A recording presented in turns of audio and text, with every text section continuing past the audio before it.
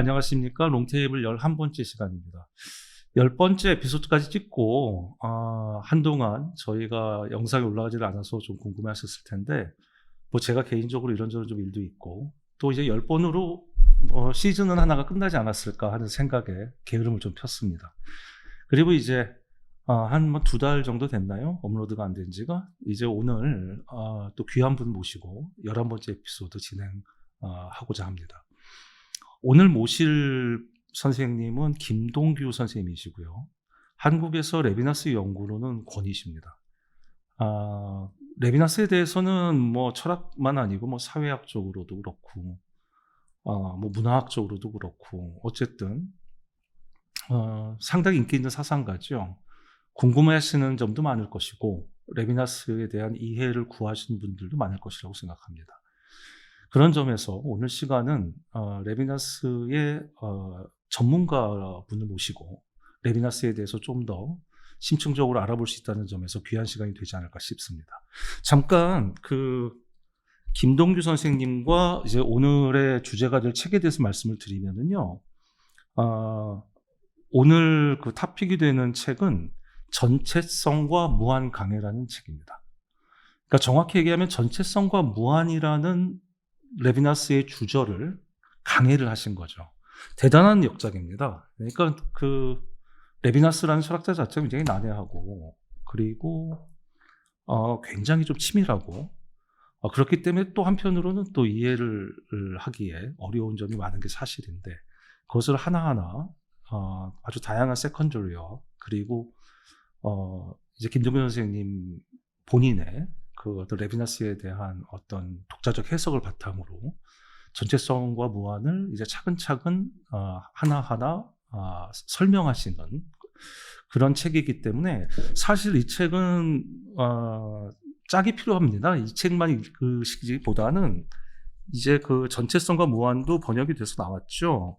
이제 전체성과 무한이라는 좀 원전을 읽으면서 함께 이 강의 책을 따라가면서 독서하시면 레비나스에 대한 그림이 상당히 상세하면서도 정확하게 그려지지 않을까 하는 기대를 불러일으키는 그런 책입니다.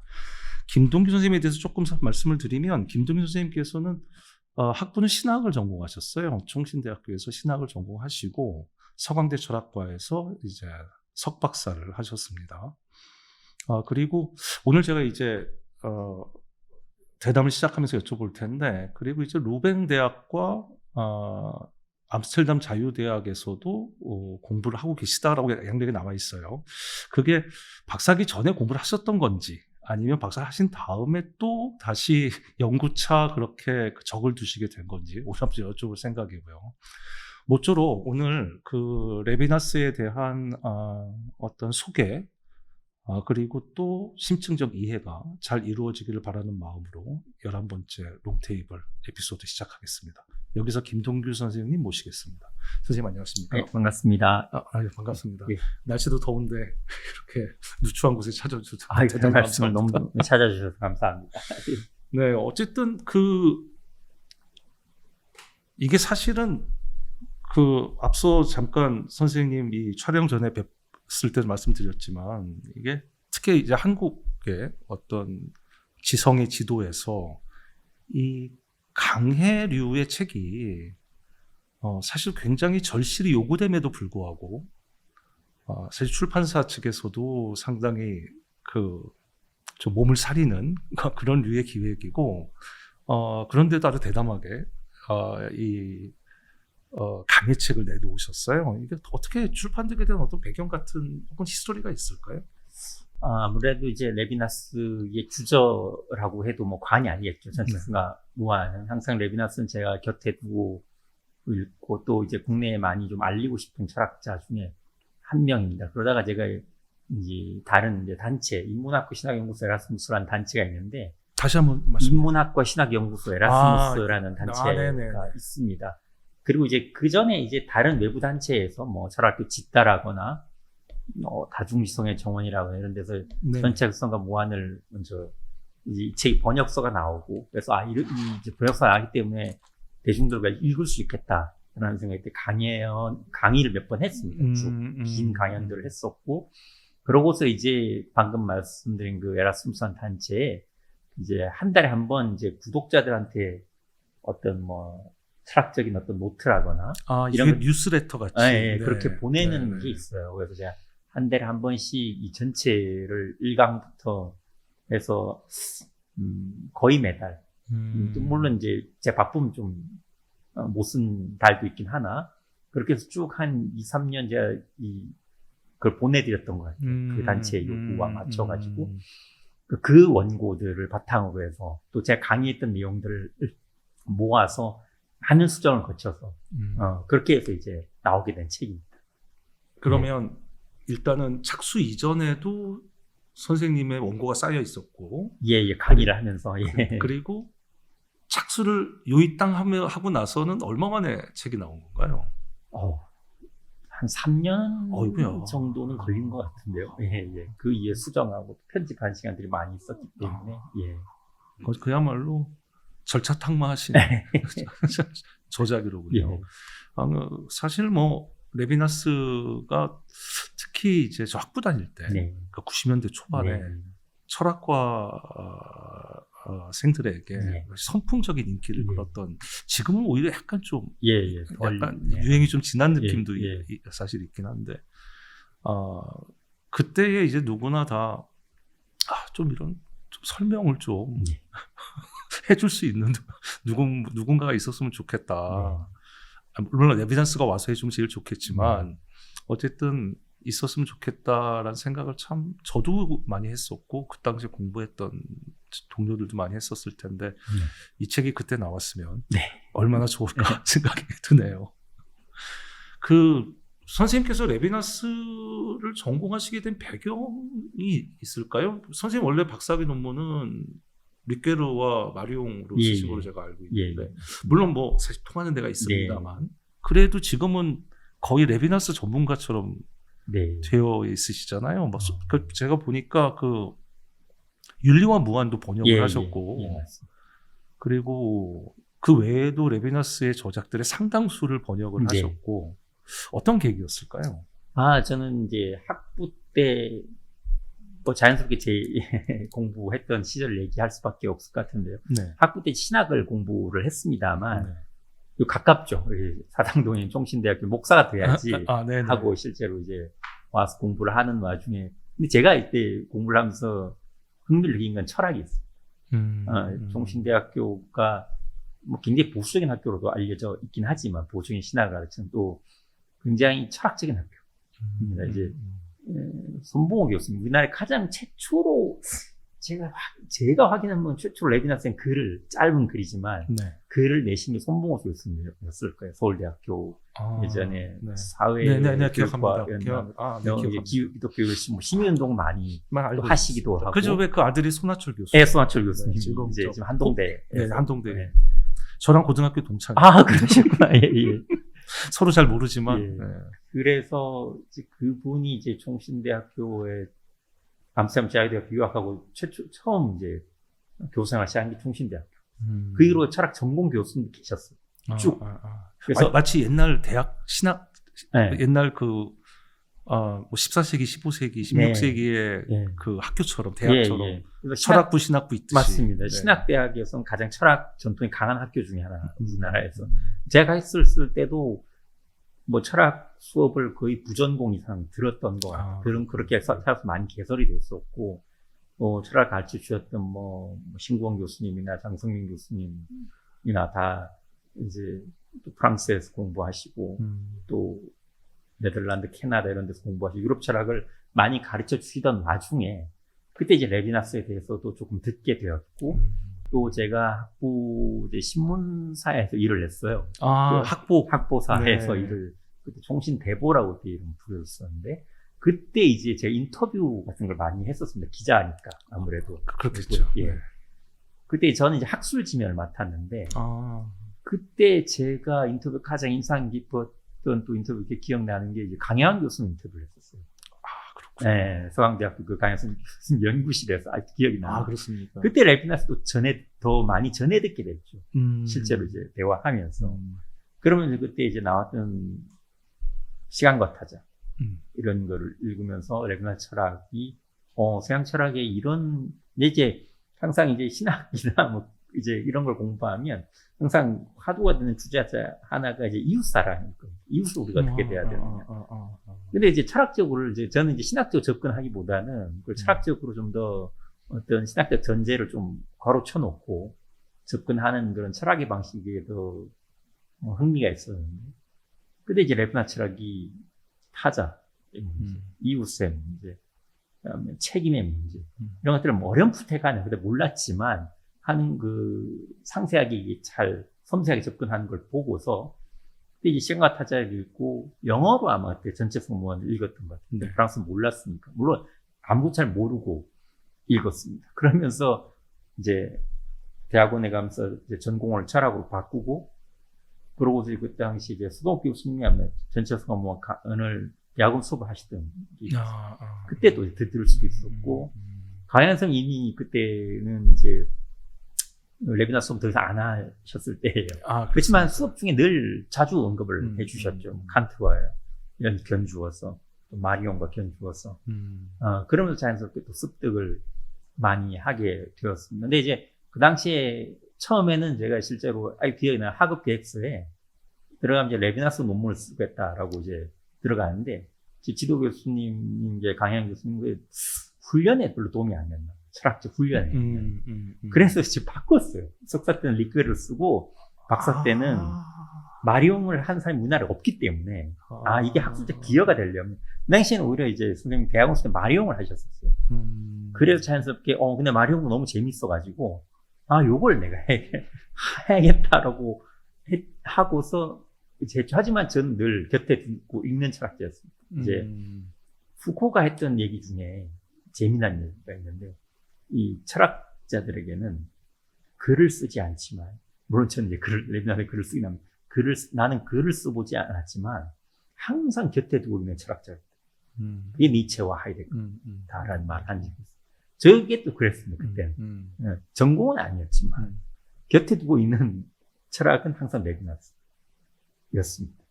그리고 이제 마리옹이나 리크를 읽으면서 또 늘 레비나스를 염두에 두면서 또 읽었었습니다.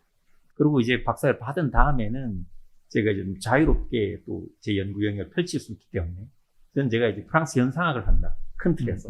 뭐 전공은 사람이 있지만 뭐 다른 분도 마찬가지일 거예요.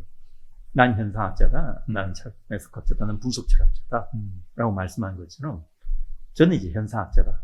그 다음에 이제 프랑스 현상을 주로 공부하고 이것을 더 깊이 연구하고 또 알릴 또 임무가 있을 것이다.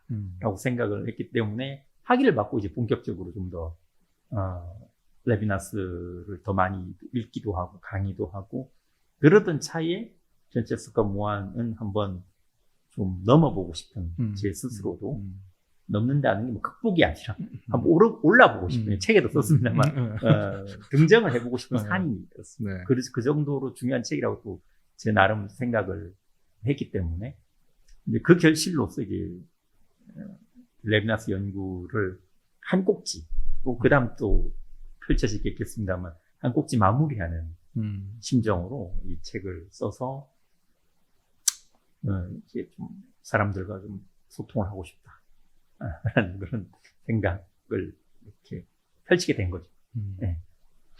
그 선생님 말씀 들으니까 이제 몇 가지 예. 좀 단상들이 떠오르는데 결국에는 일단 본원으로 다시 돌아오신 거네요.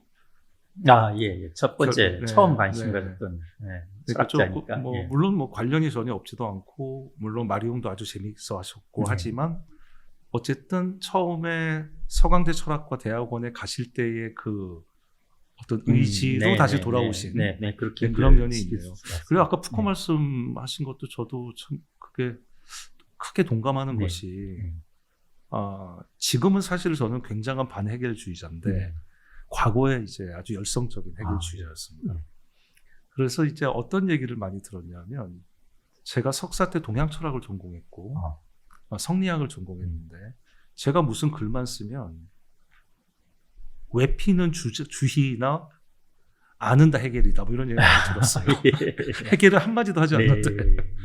그러니까 아까 말씀대로 많은 경우에 어떤 그 이건 아주 묘한 심리 상태인 것 같은데 자기 사유를 전개하다 보면 왠지 내 사유에 주돌이 있는 사람을 숨기고 싶어하는 그런 마음 같은 게 사실 있거든요. 그러니까 왠지 무언가 여기도 이제 사실은 그 윤리는 광학이다라는 얘기를 계속 하지만 그 광학의 렌즈로만 쓰고 싶은 정작 그것에 대해서 얘기는 하지 않고 그것을 통해서만 얘기하고 싶은 그런 게 있는 것 같아요. 그런 점에서 크게 공감을 하는데 선생님께 레비나스는 사실 그런 렌즈 같은 것이었군요. 리케르를 전공하시고 그리고 마리옹을 전공하실 때도 그렇게 이해가 됩니다. 네. 그리고 다시 이제는 렌즈가 더 이상 렌즈가 아니라 이제 그것을 하나의 그 대상으로서 연구를 하고 계시는 좀 거슬러 가보면 왜 목사가 되고 싶으셨나요?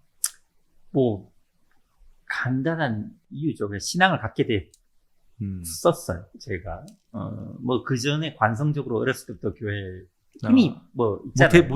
모태신앙 아니었고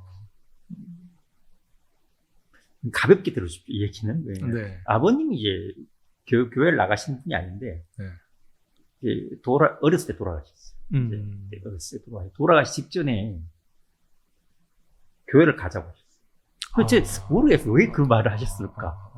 저는 본인이 이제 죽음에 임박했을 때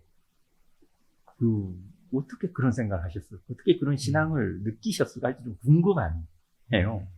물론 이제 어렴풋이 기억해 보면 뭐 기도를 해주시던 목사님이 있었던 것 같습니다. 그때 기억해 보면 이제 병원의 병상에서 이제 그렇게 돌아다니면서 하시는 분들이 있잖아요. 기도도 해주고 위로도 해주시고. 근데 아버님은 그때 거의 마지막 혼수 상태에 가까웠기 때문에 그 기도소를 들었을까? 그것도 저는 모르겠어요. 아주 어렸을 때 아주 어렴풋이 기억나는데. 그러고 그때 잠깐 이제 저는 병원에 오래 있으니까 어렸을 때라 구질구질 내가 하면 이제 목욕탕에 잠깐 다녀왔습니다. 그 사이에 딱 돌아가셨어요. 근데 그때 마지막 남기시는 나가면 같이 저 데리고 가지 어머님한테 말씀하셨던 게 이제 그 메시지였어요. 근데 이제 그때는 유언이라면 유언이죠. 그냥 관성적으로 그냥 교회 다니다가 중학교 오다 걸어가면서 이제 열심히 다니게 됐어요. 이제 성경 말씀이 이제 제 가슴에 깊이 들어오게 됐고, 또 목사님도 굉장히 훌륭하신, 지금 생각해도 되게 검소하시고, 정말 요즘 뭐 문제 많은 분들도 많지만 제가 했을 때는 정말 검소하시고, 뭐 정말로 어려운 학생들, 저도 이제 그 교회 도움을 받아서 대학을 또 공부를 할 수 있었기 때문에 되게 은인 같은 분이시죠. 그래서 나도 이런 삶이 참 되면 좋겠다. 그래서 이제 목사가 돼야지 하고 자연스럽게 이제 같은 교단에 속한 학교였기 때문에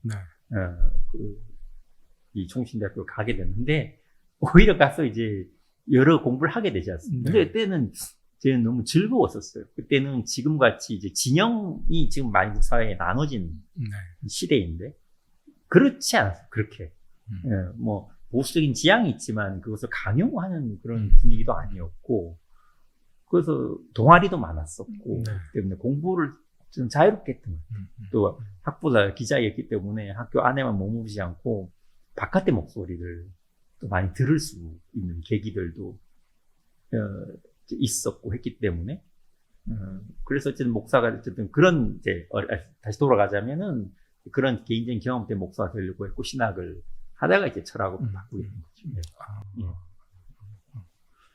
그러면 그 신앙심은 여전히 있습니다. 결국에는 아버님께서 뭔가 구원에 대한 관념이 생기셨던 게 아닐까요? 결국엔 뭐 저는 사실 신자가 아닙니다만 그래도 제 철학에 저는 제 철학의 본령은 구원이라고 생각을 하는데 제가 그리스도교 신자는 아니지만 조금 이제 그 선생님 아까 궁금했던 거로 조금 넘어가 보면 지금 그 현재 그 루뱅 대학과 암스테르담 자유대학은 선생님과 지금 어떤 관계인가요? 제가 이제 2013년에 학위를 받고 그다음에 이제 학위를 받고 나면 뭘 할까 이제 고민하게 되지 않습니까? 물론 이제 일상적으로 해오던 강의가 있었고 저는 이제 그때 뭐 아직은 좀 어리다는 생각을 했고 더 훈련을 하고 싶었어요. 공부를. 그래서 제가 조금 준비해서 2015년에 유학을 갔습니다. 다시. 박사를 하시고 다시 네, 유학. 다시 유학을 갔습니다. 그래서 그때 근데 철학으로 유학을 갈 필요는 없었고 네. 철학을 이미 하기를 마쳤으니까 내가 학교 때 신학을 했으니 조금 넓은 의미에서 신학을 좀 해보자 해서 그때 이제 루뱅대학교 신학종교라고 네네. 해서 실은 이제 가서도 제 논문은 종교철학 논문을 썼어요. 그러니까 우리나라처럼 이렇게 그 외국에서는 신학과에가 얼마든지 좋은 철학 논문을 쓸 수가 있습니다. 철학 전공 교수님들도 많이 신학부에도 계시고 또 철학과 신학과는 특히 루뱅대학교 같은 경우에는 교류가 굉장히 많은 있습니다. 네, 자유롭기도 하고 그래서 그런 걸 알았기 때문에 또 강연 제 지도 교수님도 이제 루뱅에서 공부를 하셔서 많은 글을 쓸 수가 있었고 그래서 그때 이제 가서 그리고 제가 이제 마리옹 공부했지만은 또 강연 쌤을 잘 배웠지만 또 이것이 우리나라에서는 이제 하신 분이 없기 때문에 근데 이제 루뱅대학에 전문가 계셨어요. 마리옹은 이미 저보다 6, 7년 전에 박사학위를 받으신 그분이 또 제 지도 교수가 됐습니다. 유리 스크레이브러스라고 하는 아주 뛰어난 학자 분이셨는데 그분 밑에서 이제 마리옹에 대한 논문을 또 한 번 더 썼어요. 마리옹의 계시에 대한 그렇군요. 한 번 더 쓰고 잠깐 이 외국 얘기해서 좀 죄송합니다만 어쨌든 그 학교가 공부가 이제 보통은 박사학위를 받고 포스닥터나 뭐 이렇게 과정을 하잖아요. 보통 박사후 그렇죠. 연구가. 저는 이제 그렇게 하면 또 놀다 올 것 같아가지고 좀 제 자신을 가혹하게 해보자 해서 이제 석사를 다시 들어간 거잖아요. 근데 할 게 되게 많아요. 그 루뱅대학교 석사 과정이 되게 힘들어요. 학점도 보통 우리가 대학원 학점은 좀 잘 준다. 학부보다는 뭐 이렇게 조금 뭐 편하게 학점 자체는 공부는 교수는 거긴 학부처럼 좀 줍니다. 석사 과정. 학부생들처럼 그 미국 학생 오면 되게 놀래요.